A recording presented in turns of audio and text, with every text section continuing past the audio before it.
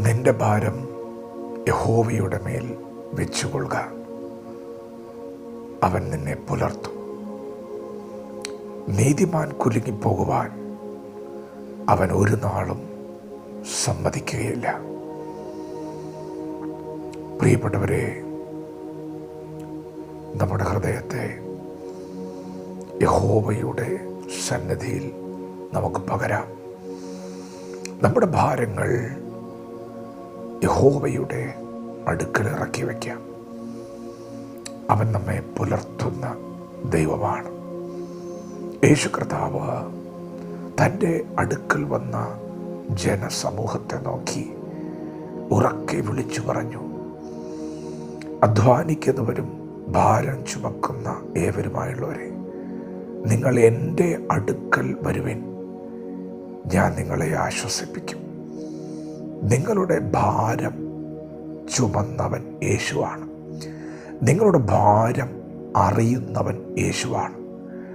നിങ്ങളെ ആശ്വസിപ്പിക്കുവാൻ കഴിയുന്ന ഒരുവൻ യേശുവാണ്. നിങ്ങൾ മനസ്സ് തുറക്കേണ്ടത് ജീവനുള്ള ദൈവത്തിൻ്റെ മുൻപിലാണ്. നിങ്ങളെ അറിയുന്ന, നിങ്ങളെ സഹായിക്കുന്ന, നിങ്ങൾക്ക് വേണ്ടി ഇടപെടുന്ന ദൈവത്തിൻ്റെ മുൻപിലാണ് നിങ്ങൾ നിങ്ങളുടെ മനസ്സ് തുറക്കേണ്ടത്. സഹായിക്കുവാൻ കഴിയാത്ത മനുഷ്യരുടെ മുൻപിൽ നിങ്ങൾ ഹൃദയങ്ങൾ തുറക്കരുത്. സഹായിപ്പാൻ കഴിയാത്ത പ്രഭുക്കന്മാരുടെ മുൻപിൽ നിങ്ങൾ ഹൃദയങ്ങൾ തുറക്കരുത്. നിങ്ങളെ സഹായിക്കുന്നവൻ്റെ മുൻപിൽ, നിങ്ങളെ അറിയുന്നവൻ്റെ മുൻപിൽ നിങ്ങൾ നിങ്ങളുടെ ഹൃദയത്തെ പകരണം. നീതിമാൻ കുലുങ്ങിപ്പോകുവാൻ അവൻ ഒരു നാളും സമ്മതിക്കുകയില്ല. നീ കുലുങ്ങിപ്പോകാൻ ദൈവം സമ്മതിക്കില്ല. ആരാണ് നീതിമാൻ? യേശു ക്രിസ്തുവിൽ വിശ്വസിക്കുന്നവനാണ് നീതിമാൻ. യേശുവിൻ്റെ രക്തമാണ് നിന്നെ കഴുകിയത്. യേശുവിൻ്റെ രക്തമാണ് നിന്നെ നീതീകരിച്ചത്. അങ്ങനെയെങ്കിൽ ഇന്ന് പകൽ യേശുവിനെ ആരാധിക്കുന്ന, യേശുവിനെ വിശ്വസിക്കുന്ന, യേശുവിനെ അനുഗമിക്കുന്ന, യേശുവിനെ അനുസരിക്കുന്ന, യേശുവിനോട് ചേർന്ന് നടക്കുന്ന നീ കുലുങ്ങിപ്പോകുവാൻ അവനൊരു നാളും സമ്മതിക്കുകയില്ല. യേശു കടലിൽ കൂടെ നടന്നു വരുന്നത് കണ്ട്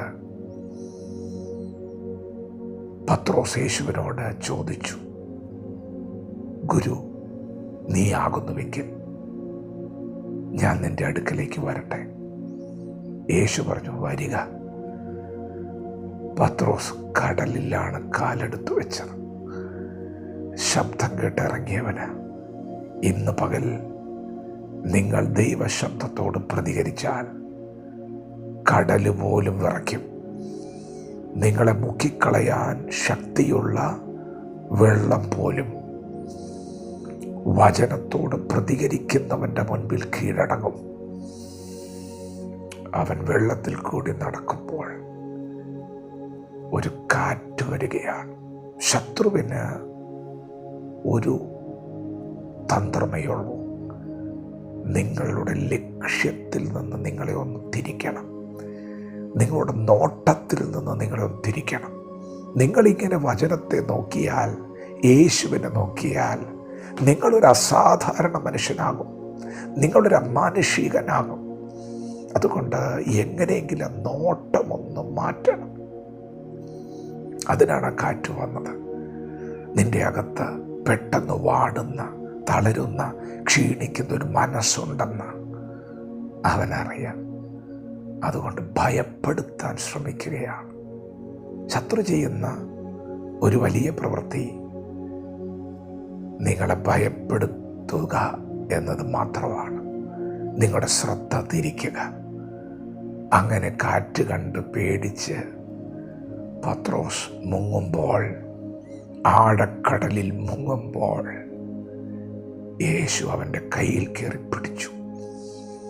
പിശാച് എത്ര വലിയ തന്ത്രങ്ങൾ മെനഞ്ഞാലും, നിന്നെ മുക്കിക്കളയാൻ അവൻ എത്ര വലിയ കാറ്റടിപ്പിച്ചാലും നീതിമാൻ കുലുങ്ങിപ്പോകുവാൻ അവൻ ഒരു നാളും സമ്മതിക്കുകയില്ല. നീ മുങ്ങുവാൻ യേശു സമ്മതിക്കത്തില്ല. നിന്നെ മുക്കിക്കളയുന്ന ശക്തി എത്ര വലുതാണെങ്കിലും യേശു നിന്റെ കയ്യിൽ പിടിക്കും.